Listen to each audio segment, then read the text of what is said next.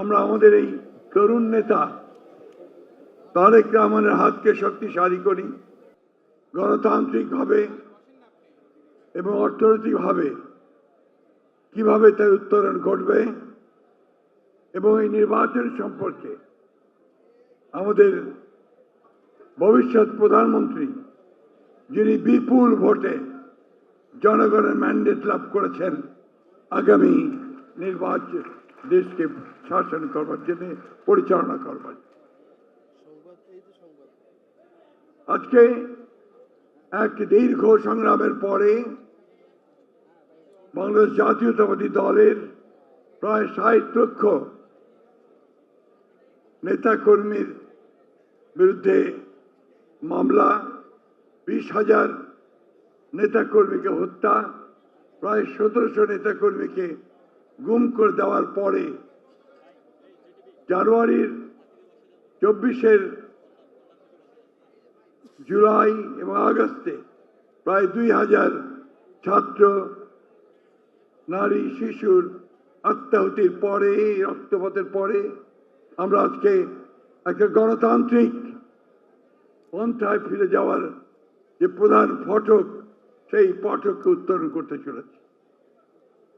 বিগত নির্বাচন প্রমাণ করেছে যে জনাব তারেক রহমানের নেতৃত্বে বাংলাদেশ জাতীয়তাবাদ যেমন ঐক্যবদ্ধ, ঠিক তেমনিভাবে 18 কোটি মানুষও ঐক্যবদ্ধ।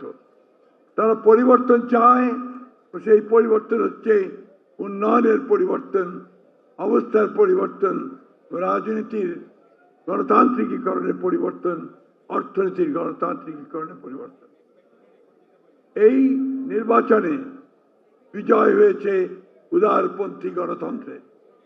আজকে আমরা কিছুক্ষণের মধ্যেই আমাদের নেতা, বাংলাদেশের নেতা, যিনি কয়েকদিনের মধ্যেই বাংলাদেশকে নেতৃত্ব দিতে চলেছেন, সেই তরুণ নেতা যিনি বাংলাদেশের মানুষকে নতুন স্বপ্ন দেখিয়েছেন, একটি পরিবর্তিত বাংলাদেশ, একটি স্বাধীন বাংলাদেশ, গণতান্ত্রিক বাংলাদেশ, সেই নেতা আপনাদের সামনে বক্তব্য রাখবেন। আমি আমার কথা এই বলে শেষ করতে চাই, আসুন আজকে আমরা আমাদের এই তরুণ নেতা তারেক রহমানের হাতকে শক্তিশালী করি। আমরা বাংলাদেশের যে নতুন সূর্য উদিত হয়েছে, সেই সূর্যের আলোয় সবাই আলোকিত হই। আমরা সত্যিকার অর্থেই একটা শান্তির বাংলাদেশ, ভালোবাসার বাংলাদেশ, গণতন্ত্রের বাংলাদেশ আমরা গড়ে তুলি সবাই মিলে। সবাইকে ধন্যবাদ। আমি এখন আন্তরিকভাবে আপনাদেরকে ধন্যবাদ জানাচ্ছি, বিশেষ করে our members of the International Community of the Press.